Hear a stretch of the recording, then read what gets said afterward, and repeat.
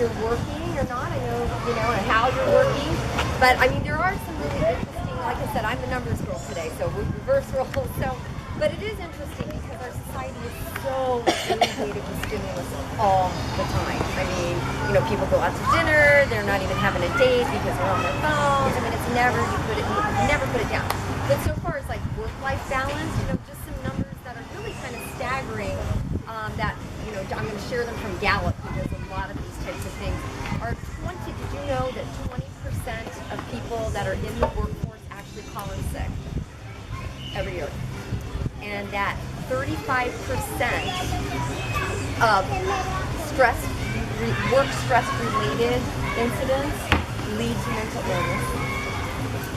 That there are about 60% of individuals in the workforce who say they don't have enough time for themselves or their family or social life. 75% of the individuals in the workforce who are parents raising children say they do not have enough time to raise their families. And then, another really interesting statistic is that, can you hear me? I see you leaning. Do I need to stand? Okay. Sorry, we're almost at the end here. And then a couple other interesting statistics, which is 91% of individuals in the workforce work more than 40 hours a week. 91%. Now, what's important about that is this next statistic that I want to share with you is that in the last 10 years, this is through Gallup research, what we call burnout, individuals that work 60 plus hours a week compared to their counterparts, who work 40 to 45 hours a week, have had in the last 10 years a 230% increase in burnout. They've had to miss time from work and miss time from work. So it's an epidemic, and finding our energy and staying balanced is so important. And I'm going to conclude because while I'm caring about the person, I do want to say that work-related stress costs companies in the United States over $300 billion. Did you hear that figure? $300 billion. So when people say that, we don't need that in our workplace, think again, because again, it's all about how you feel and it's how you holistically interrelate with your company and your career and what you're doing every single day. So and it's also why it's so important today that companies really start embracing how are they going to help their people, not just the dental plan, but other ways to balance their health, and really help them navigate that so they can stay mentally alert, focused, and live a happy life, right? It's not just all about work. And those statistics, like I said, those are just some. I could list a ton, but those were pretty poignant. But, it's so important that we both try to get people to take individual responsibility for their health in all four of those areas. But it's also a message that Nina and I have is for companies to talk about how important it is that they, work with employees to provide them ways to be more balanced and to have a healthier life. Because in the end, and it's proven statistics again, I don't have the numbers with me because I didn't bring those with me, but I mean, we could prove it and lay it out, that when people actually work less, they're more productive because a lot of times they are just busy. And when you're so stressed and you're in overload, you're not making great decisions, you're not thinking, you're absolutely not thinking clearly. And so in the end, 60 hours doesn't necessarily mean that you're getting more productivity. All right. So one of the things that I want you guys to When can we make a comment? Oh yeah, I'd love for you. Yes. One of the comments Simon Simonian can make is about Norway. Norway,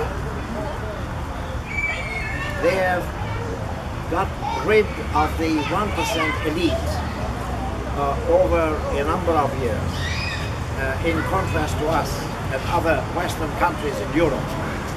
By getting rid of this 1% elite, what they have achieved is they own the country and the government. They run the government themselves, the people. And they are very fair to each other because they are collaborating to each other, not competing. They work 35 hours a week. They have 1 month vacation. They have free healthcare, free education, and free transportation public. And the quality and length of life is better than ours. So Norway has achieved this in the last 15, 20 years by demonstrating together by the people against the 1% until they gave up and left the government for the people to take it over and to have the executive, legislative, judicial and military branches in a more democratic, equal way rather than elite and the depressed 99%. So everybody is happy, everybody is working with better energy as you described, both Ginger and Nina. Yeah. Well, That's a thank you good for example. sharing that. Yes. And that's why we call our company Results Revolution. Because we're making a revolution. Yes, we're making a revolution. Oh, that's And that's great. Well, thank you for that. sharing. Yeah, thank you for that sharing, because I think it's one of those things that, you know, here in the West, we say, you hear people say, oh, I haven't taken a vacation in 2 years, and they're bragging about it, right? And yet, really and truly, that's doing more harm than good, because we're not in balance with ourselves. And especially now that we're more and more bombarded, there's so much stress, mental illness, addiction that's happening that we have to really look at these factors that are causing our societies and our communities to really fall apart, not just our businesses, right? So we have 30,000 thoughts a day, right? 30,000 thoughts a day, at least, right? What are your thoughts saying about you? What do you say to yourself? What kind of verbiage, self-talk do you talk and say to yourself? Do you say, wow, I'm doing great today, right? I'm so excited because I'm so fabulous, right? You don't go around saying that. If anything, right, we get like somebody else, like if I look at you and I kind of go, like this, you go, wow, she's not like me. I mean, all of a sudden I start going, well, maybe there's something about me, right? And we start talking to ourselves, and then we think about like last week, and I got this comment, and then I think about this, and I think about that. All of a sudden I'm thinking all these negative thoughts. So I want you, one of the exercises that we're going to do when you leave here is I want you to start being more aware of what you say to yourself, okay? And Ginger, Yeah, go ahead. and what I wanted to say about the negative thought thing is this is interesting as well. And again, these all come from the World Health Organization. I'm talking, you know, Yale studies. But a study was done that actually found that 85 to 95% of the illness that people experience is because of their thought life. So it's our thoughts and how we think that affect us being ill 85 to 95% of the time, which is an interesting study. And the other thing that's very interesting is, you know, when we have thoughts, within 20 seconds after we have a thought, whether it's a good thought or it's a negative thought, and I'm going to focus on the negative one, our body releases chemicals. And it's either alkalines or acids, right, in some combination. And so when we have a negative thought, what happens is our nervous system sends a signal to the muscles that produces this combination of chemicals, which then affects our bodies. It makes our bodies actually tighten up, slow down, and it makes our minds become foggy. So that's what happens within 20 seconds after we have our negative thoughts. So you can imagine if you are a pessimistic thinker all the time, then you're living in a world where your body is just literally physically being bombarded and broken down. And this all affects your physical body, your mind, and your behavior, everything else. So I just want to share those things about how negative thoughts can affect you. So now let's go into what is known as the energy audit. And you guys are going to be able to find out for yourself, discover for yourself where your energy is at, physically, mentally, emotionally, and spiritually. And Ginger's going to pass these out. And we're going to take a few minutes. You need a pen? Does anybody need a pen? We've got pens. I'm going to pass this out. Maybe you might want to Yep. help them a little. Yep, sure. No, we're good. There you go. Here. Go. Do you have a pen? Yeah. Okay. All right. Whoops. Do you want to take it too? I think it'd be fun for you to take it. Here's a pen too if you need it. Thank you. Okay. Here we go. We've got pens. There you go. Pen.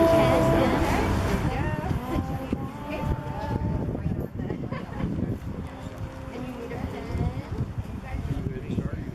No, oh no, we're gonna walk through because we got a list of questions. We don't know what the answers are, but you can make your own.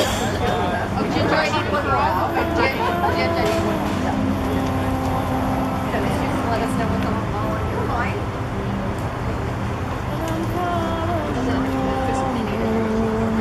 Okay. All right.